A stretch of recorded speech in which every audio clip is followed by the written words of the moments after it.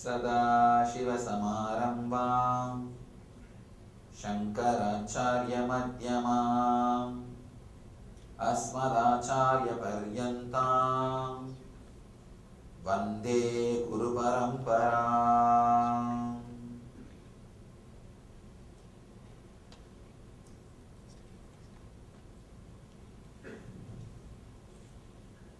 I welcome you all with my love and respects.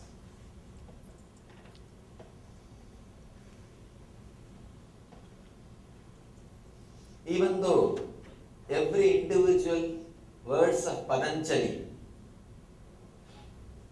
is independently intelligent to lead you to enlightenment, he takes us to the deeper and deeper truths.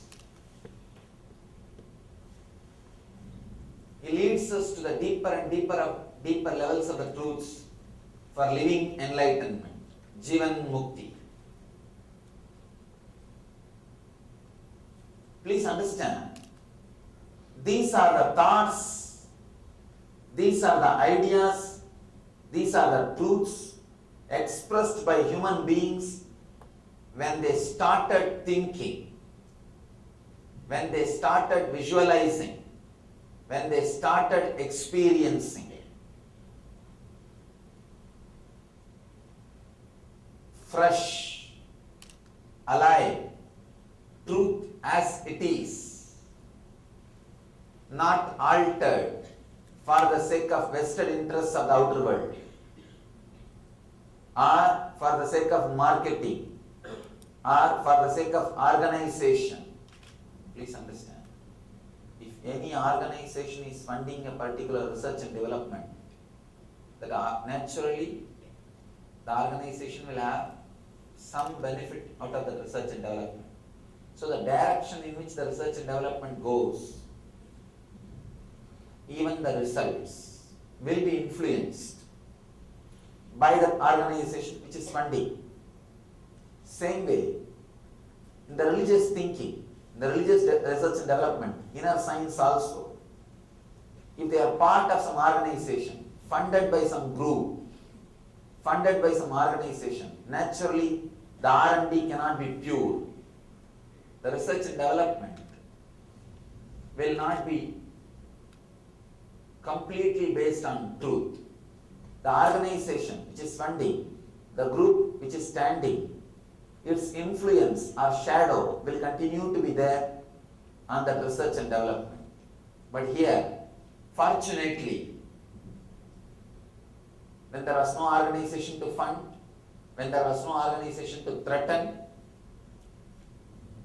when human beings are doing this conscious research and development completely independent of the organization or constitutional structures, they are neither funded or frightened by the organization, nor supported or frightened by any constitution of any country.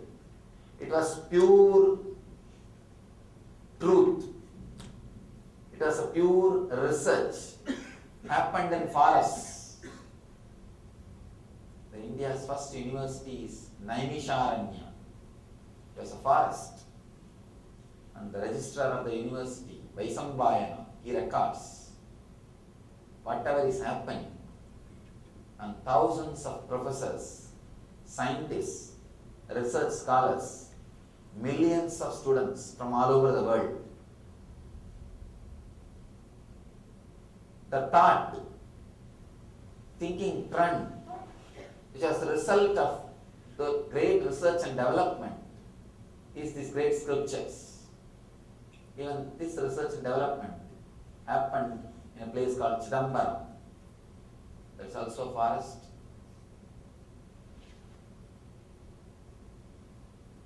And Patanjali created a community to keep these truths alive and spread these truths to the whole world. He created a beautiful temple. How he experienced the cosmos. See, cosmos is not a thing, it is a happening. It is a continuous happening. So how he experienced cosmos, that is why he describes God as a dancing Shiva, dancing auspiciousness. Cosmos is not a thing.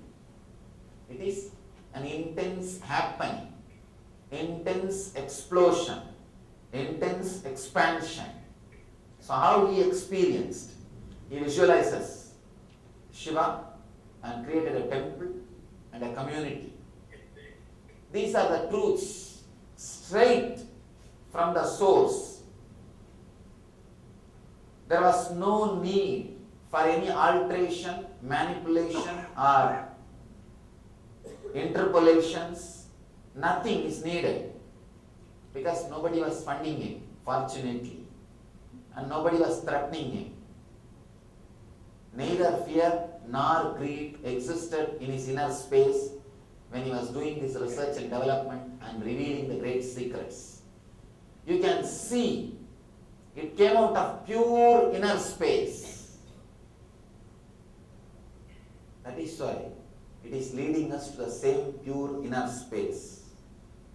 Every sutra, he takes us to the deeper and deeper and deeper levels of the truths.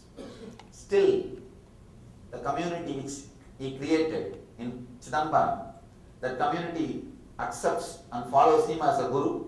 They don't accept or take initiation from anybody else. They are called Chidambaram Dikshitas. Still, the community stays inside that city. They take a vow from the birth till the death. They live, they take birth, live and die in that city. They don't go out.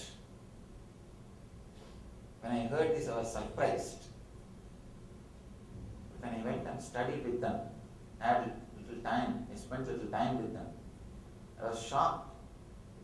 See, they are all highly intelligent, capable people, but they decide their life is to preserve this truth, do further research and development in this truth, and maintain the temple, share this truth with the world, whoever comes there to study and do research and development. It's just amazing to see.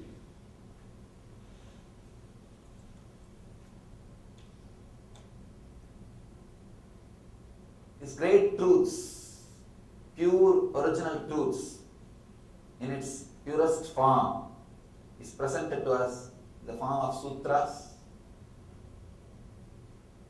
I don't even want to say these truths are for spiritual life. I can say for any life. This truth can add juice. These truths, if it is understood, internalized, any life will become juicy. Especially the today's sutras, today's aphorisms. You can say if you feel connected and if this one truth clicks with you,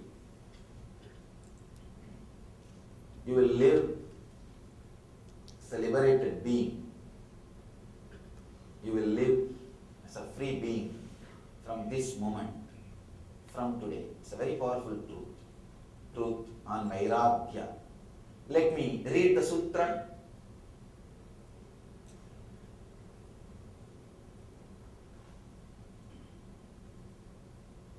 दृष्टानुश्रविका विषया वितृष्णस्य वसीकरा संज्ञा वैराग्यम. I know you may not understand the words, but I wanted you to hear the original words. The words directly from Patanjali. I'll give translation. But the words directly from Patanjali, that's its own sanctity. An amazing thing. The beauty in the Vedic tradition. Thousands of masters happen. They write commentaries, but they never touch the original sutras. It's sacred. Even if there is grammatical error, grammar mistakes, it is called Arsha Prayoga. Means an enlightened sage is not bound by grammar in our Sanskrit language. What he uses is grammar. There is a definition because he is trying to express which is inexpressible inexplicable, which is not normal, which is extraordinary. Our grammar masters, our literary experts, they give exemption to the enlightened beings. They say,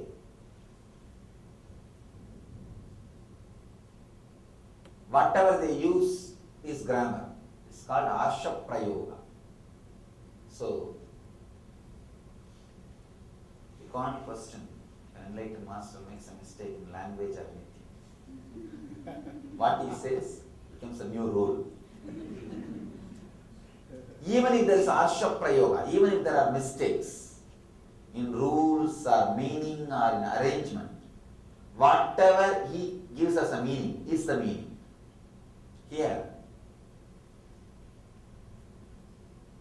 that is why the original truths are preserved as it is. Each sutra can be a source for a think tank. Each sutra can be a source for new intelligence, new awakening. Let me give you the translation of the sutra. Drishta anushravika vishaya vidrushnasya vashikara samya vairagyam. The conscious withdrawal from the objects of the senses at the body, mind and spirit level leads one to a state of awareness which is called vairagya.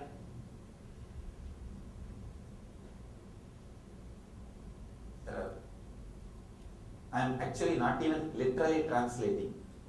I am translating from all possible dimensions. That is why I am adding few words. See, if you do a literal translation in Sanskrit, each word has 4 or 5 meaning. You can't pick up all the 4 or 5 meaning. You have to pick up only one meaning. So it looks very sterile. The translation looks very poor. Bull is reduced to ox. The whole life is lost. So the translation, I am trying to cover as many dimensions as possible. Here I have 12 literal translations. 12 literal translations. It's a beautiful book giving different literal translations. I have so many literal translations. Maybe I will read 1 or 2 translations, then you will understand how you can play with Sanskrit. The same sutra, one guy translates the mastery, one who has lost craving for all matters experienced and those are spoken in the traditions, is called dispassion. It's the one translation. Vivekananda's translation. The subjugation of the thirst for objects seen or heard is non-attachment. You won't even see one word from the first translation to the second translation. That's the beauty of Sanskrit. It's the beauty of Sanskrit. So in my translation, I am trying to cover all the dimensions of each word. Anyhow, fortunately, I am alive sitting, so I can add the meaning of each word from different dimension, so you can understand what really Patanjali means, what really Patanjali wanted to tell us. Thanks to this Kindle, which provides all translations. The modern day technology has really helped us. The conscious withdrawal from the objects of the senses at the body, mind and spirit levels leads one to a state of awareness which is called vairagya. So the key, master key, keyword is vairagya. Understand that word. You can say the most misunderstood word in all spiritual traditions, all religions, all spiritual groups, and all spiritual literatures is this one word, Vairagya. The most misunderstood word is this Vairagya, this word. I have a story for you. It may be myth or just story. In those days there was no printing press. So, in all monasteries, all the books were produced by handwriting. So in a monastery where the original Bible is preserved secretly, they make a copy from the original Bible and they preserve that original without touching because of the fear of damaging it. From the copy, they copy, thousands of copies have been made. The fear of damaging the book, for more than 100 years, they have not touched the original. Suddenly one day, the Father Superior was found crying, weeping, wailing. All the followers, they questioned him, what happened? Why are you crying? Why are you weeping? No, today I happened to see the original book. There was a mistake, one letter mistake from the original. Took what we are copying and circulating and what we ourselves read for last 100 years. This guy said, only one letter, it's okay, leave it. Why are you worried so much about it? Why are you crying? We will correct it. He said, no, just one R is missing. He said, we will correct it. Why are you crying for it? No, that changed many people's life. I asked, what? Why? The original book says celebrate. We just removed the word R.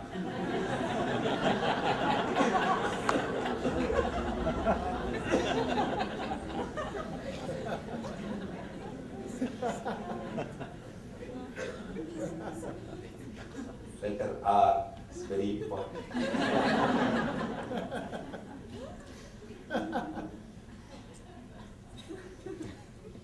One word misunderstood changes the whole tradition, purpose, energy, direction of your very life. Please understand, I am talking from my own experience. 9 years I lived in all different monasteries, belongs to different religions and different traditions, including Buddhist, Jains, Christian monasteries. And in Hinduism, all different traditions, Naga, Agori, Saiva, Vedanta, Shakta, all different monasteries. I am an insider. From my experience, I tell you, this one word, misunderstanding of this one word has changed the whole direction in which the energies are put. And I can say, misunderstanding of this one word is responsible for so many millions of people dedicating their life and not becoming enlightened.